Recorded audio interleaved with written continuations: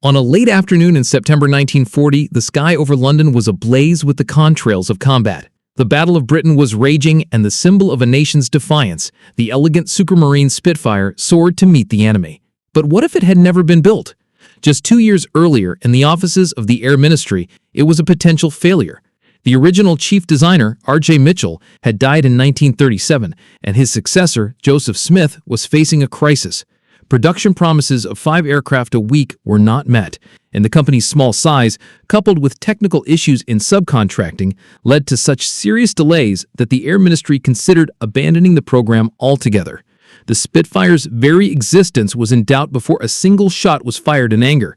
Its survival rested on a last-minute, desperate plea from the team, led by Joseph Smith and the management of Supermarine and Vickers Armstrongs, who managed to convince the Air Ministry that the problems would be sorted out, leading to a massive order for an additional 1,000 aircraft from a new factory at Castle Bromwich.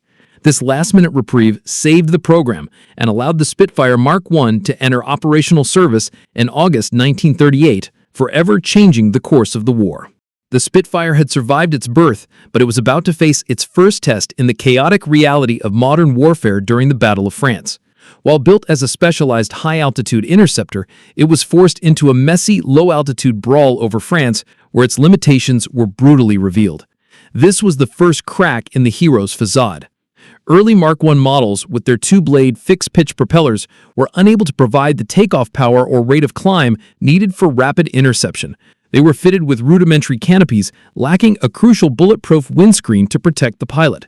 The original ring and bead gun sights were imprecise, and early gun heating systems could freeze at altitude, rendering the armament useless. On top of these mechanical flaws, the aircraft was equipped with an unreliable radio, making effective communication in the chaos of a rapidly collapsing front nearly impossible. A design built for one specific kind of aerial combat proves dangerously inadequate for the multifaceted demands of a rapidly collapsing front. The Spitfire returns to its natural element during the Battle of Britain, where high-altitude combat over home turf. The Spitfire Mark I was now joined by the new Mark II variant, which entered operational service in June 1940. Both successfully engaged the Luftwaffe, securing a legendary victory. However, the battle was won despite a series of Spitfire's grave problems. Its armament was a constant struggle. The 8.303 machine guns lacked the hitting power of German cannons, and the early cannon-armed versions were notoriously unreliable and prone to jamming. As one pilot, George Unwin, recalled of the early cannon models, "Unfortunately, we had a little magazine which only carried 60 rounds in each gun, which lasted 6 seconds, and unfortunately, if you applied any G-forces, they stopped working."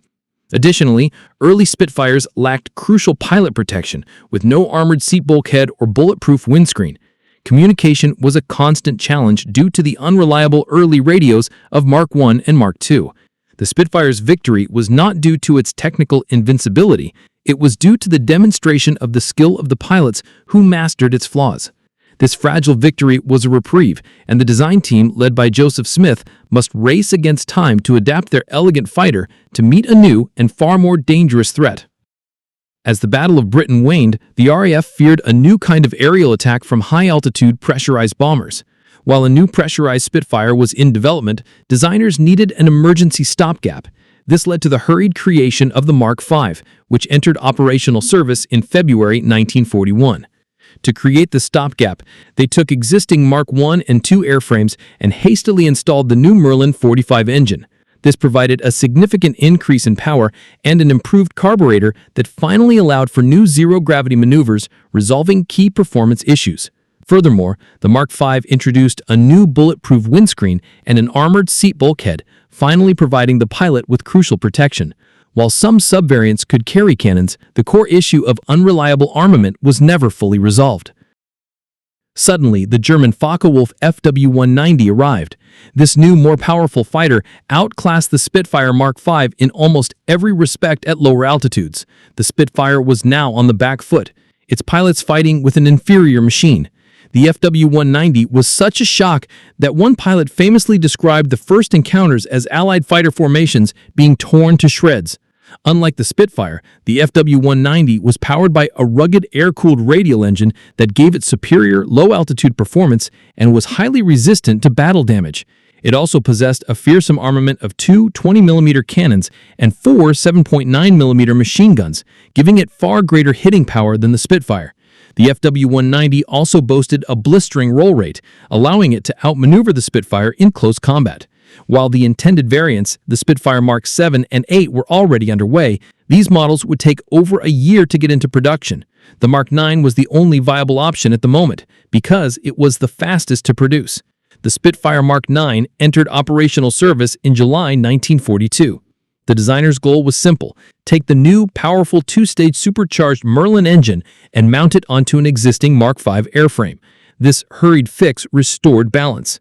In technical terms, it represented a quantum leap in performance with an exceptional rate of climb and a blistering top speed of 368 miles per hour at 38,000 feet. Yet it was just a temporary reprieve. The Mark IX was noticeably heavier compared with previous Spitfires. Its core design stretched thin, a sign that the original elegant Spitfire design was being pushed to its limits. The Spitfire Mark XIV was the ultimate wartime expression of the original design, not a ground-up redesign. Entering operational service in January 1944, it was a masterpiece of adaptation. Built on a reinforced Mark VIII airframe, it married the elegant fighter with the brute force of the massive and potent Rolls-Royce Griffin 65 engine. This beast of a power plant, producing over 2,000 horsepower, forced a redesign of the fuselage with a longer nose and a distinctive enlarged tail to handle the torque. The Mark XIV was the primary version used to counter the V-1 flying bombs. Its powerful Griffin engine gave it a significant speed advantage, allowing it to successfully intercept the fast-moving V-1s. For comparison, the Mark XIV could reach a top speed of 441 miles per hour, a dramatic improvement over the Mark IX's top speed of around 408 miles per hour. Its rate of climb was also impressive, exceeding 4,500 feet per minute. This was the pinnacle of the Spitfire's piston engine development, a masterpiece of engineering, and it proved particularly effective at intercepting fast-moving targets.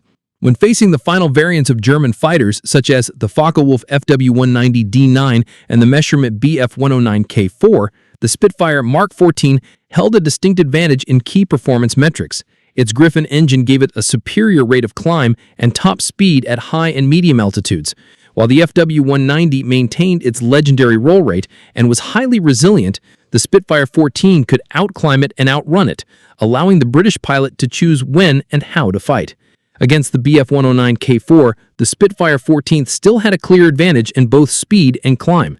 Despite its overall performance edge, the Spitfire 14 was a heavier and less forgiving aircraft to fly than earlier models, but it remained a highly effective combat machine, demonstrating how far the original design had been pushed. While these later Spitfire versions were technically superior, their time had passed. They were made obsolete not by a better propeller plane, but by the dawn of the jet age. The Mk-19, a specialized unarmed high-altitude podal reconnaissance aircraft, entered service in May 1944, designed to outrun any enemy fighter. After the war, the Mk-18, a true fighter reconnaissance variant, began to enter service in late 1945. It was a refined Mk-14, but it came too late to see combat in World War II. The Spitfire began as a light, elegant fighter with a 1,030 horsepower engine and a three-blade propeller. It ended its lineage as a powerful, muscular, and heavily armed machine. Every one of these incredible advances was a step away from its original purpose. The Spitfire reached its absolute pinnacle just as the era of the jet-powered fighter began. Thank you for watching, and please support my work by subscribing and purchasing my ebooks. You can find the links in my bio description or by searching for Adrian Linksford on Amazon.